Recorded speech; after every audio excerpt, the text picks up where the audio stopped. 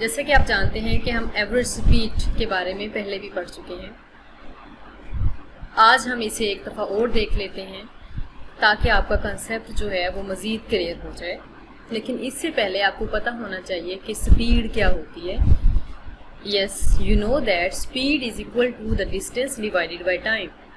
अगर आपको स्पीड और टाइम का पता होगा तो आप डिस्टेंस इजीली फाइंड आउट कर सकते हैं। कैसे? d बराबर है स्पीड मल्टीप्लाई बाय टाइम।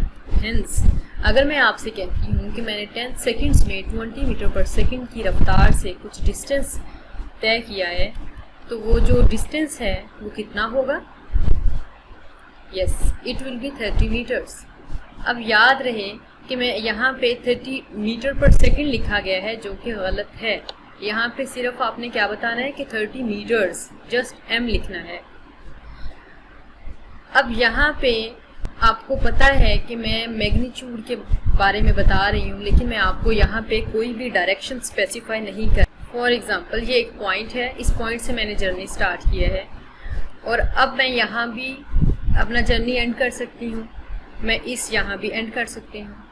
तो इट मीन्स कि मैंने आपको सिर्फ और सिर्फ मैग्नीट्यूड का बताया है, डायरेक्शन स्पेसिफाई नहीं की कि मैं कहाँ पे मैंने लैंड किया। इधर मैंने इस पॉइंट पे लैंड किया है या फिर इस पॉइंट पे लैंड किया, ये मैंने आपको नहीं बताया, मतलब कि डायरेक्शन नहीं बताई। Hence you can say that speed tells us only magnitude but doesn't specify a direction. Hence according to the physics, speed is a scalar quantity.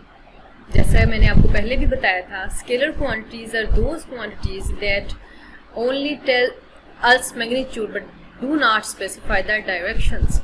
Hence you can say easily that speed is a scalar quantity.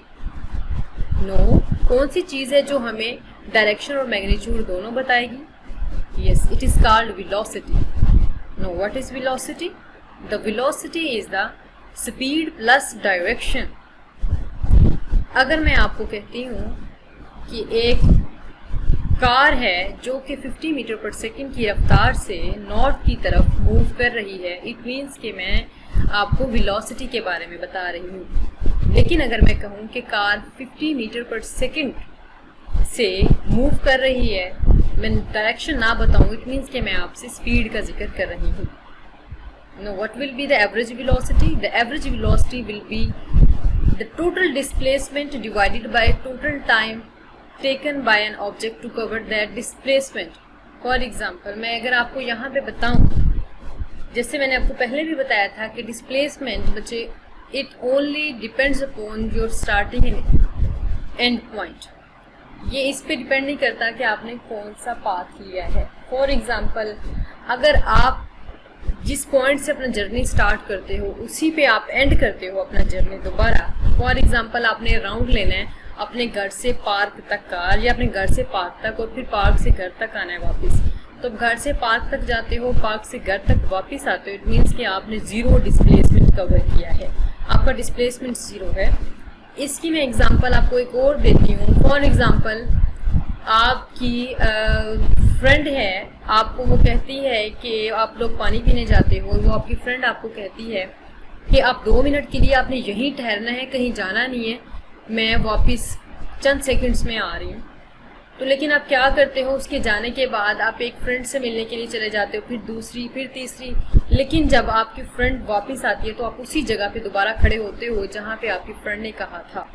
अब according to your friend आपने उसकी बात मानी है, लेकिन physics के मुताबिक आपने उसे डिसओबे किया है, राइट? क्योंकि आपने लॉट ऑफ डिस्टेंस ट्रेवल किया है, डिस्टेंस आपने काफ़ी ज़्यादा ट्रैवल किया है, लेकिन चूंकि आप उसी पोजीशन पे वापस आ गए हो तो इट मीन्स के there is no displacement, zero displacement. हम इसके लिए मज़ीद एक और एग्जांपल की तरफ बढ़ते हैं। यहाँ पे फॉर एग्जांपल, ये एक क्लोज्ड पाथ है, यहाँ पे ये ऑब्जेक्ट है, ये अब क्या करता है, यहाँ से ही अपना जर्नी स्टार्ट करता है और फिर दोबारा घूम के, ये दोबारा ऐसे घूम के अपनी पोजीशन पे दोबारा इसी पे वापस आ जाता है। अब मैं कहती हूँ कि इसने ये जो है डिस्टेंस वो 3000 मीटर्स का डिस्टेंस फॉर एग्जांपल 50 सेकंड्स में, जस्ट एग्जांपल के तौर पे ये कवर किया है।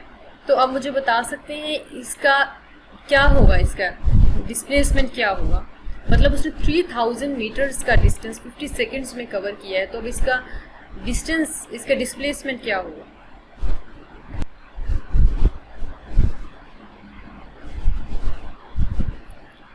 हेंस अब आपका डिस्प्लेसमेंट क्या होगा, 0, और एवरेज वेलोसिटी क्या होगी, आपकी एवरेज वेलोसिटी होगी 0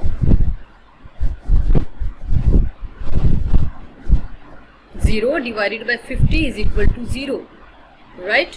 अब आपकी एवरेज वेलोसिटी क्या होगी, 0। ये था आज का हमारा लेक्चर। इसी तरह के मज़ीद लेक्चर जानने के लिए देखते रहिए मेरा channel and subscribe to my channel. Thank you so very much.